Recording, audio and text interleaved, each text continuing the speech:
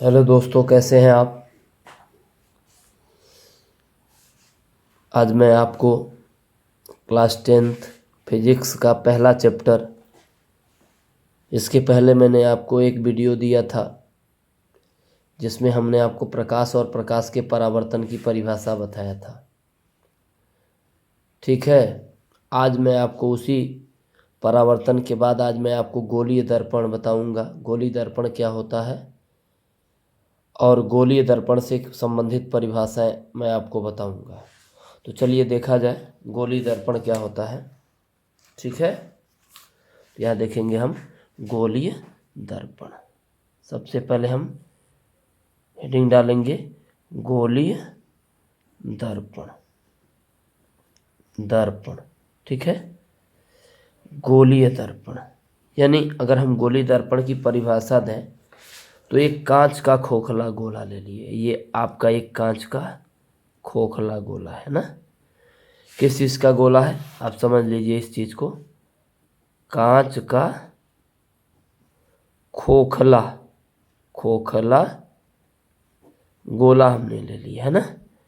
अब इस गोले को काट दिया, तो काटने के बाद आप देख रहे हो ना, इस कटे हुए भाग को ही हम गोलीय दर्पण कहेंगे। अगर परिभाषा दें कितना आसान है, यानी कांच के खोखले गोले के कटे हुए भाग को गोलीय दर्पण कहते हैं। अब एक कांच का खोखला आपने गोला काटा, तो काटने के बाद आप देख रहे हैं इसके कुल कितने हिस्से हो रहे हैं, 2 हिस्से। इसका मतलब ये भी हो गया कि गोलीय दर्पण 2 प्रकार का होता है। क्लियर हो गए।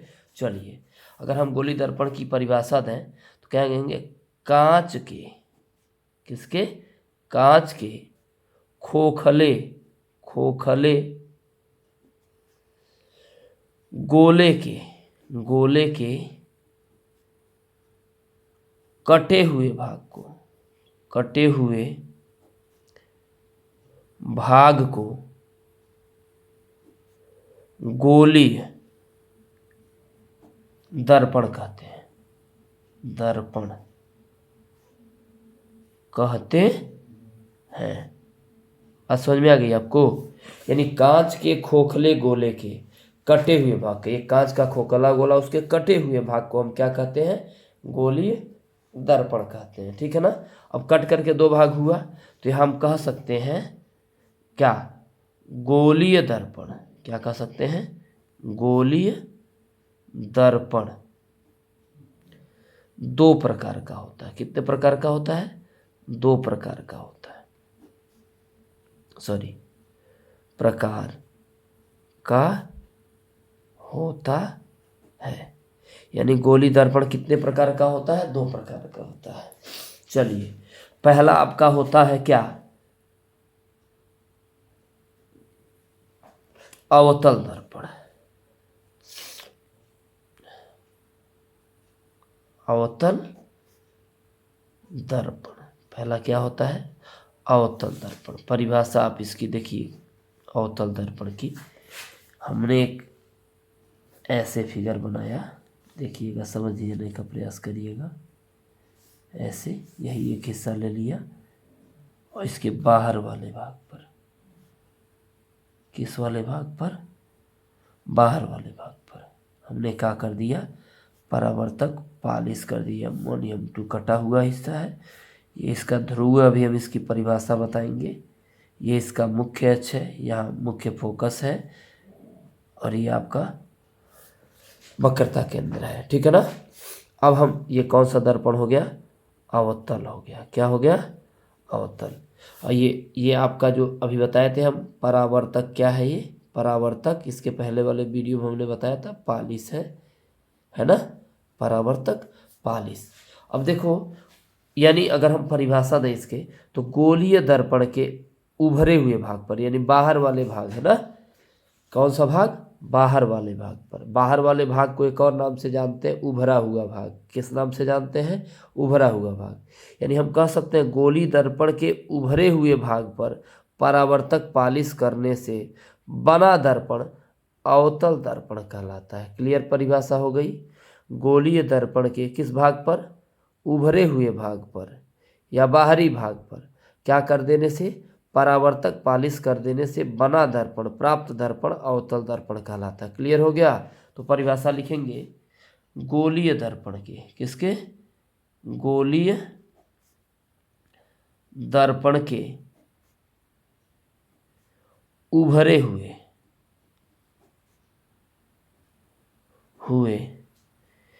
हुए को बाह्य भी कहते हैं, भाग पर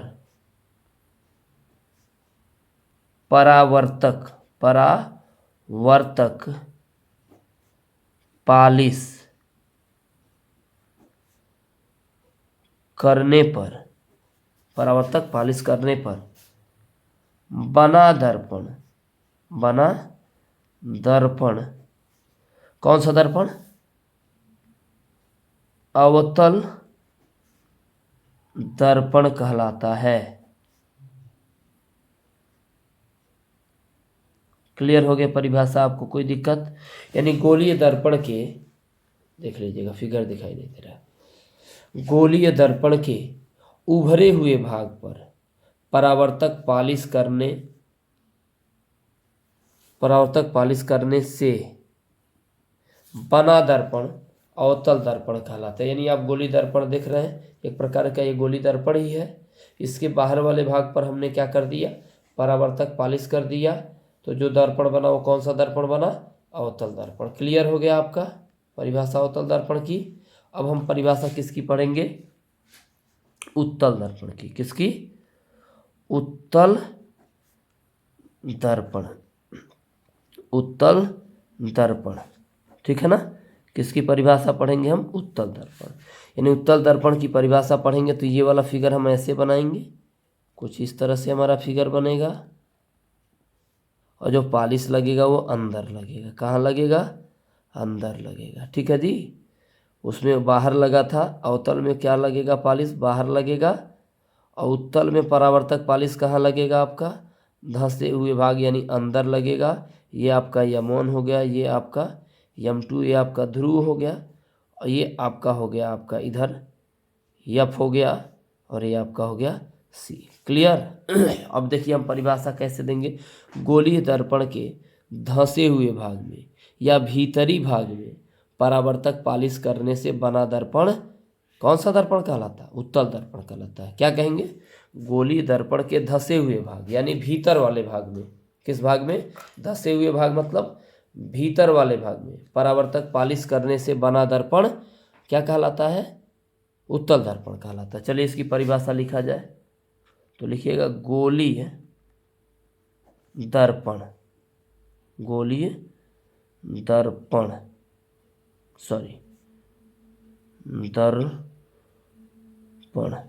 दर्पण के किस भाग पे? धंसे हुए भाग पे, या भीतर या भाग कह सकते हैं। तो धंसे हुए भाग पर क्या करने से? परावर्तक, ठीक है, परावर्तक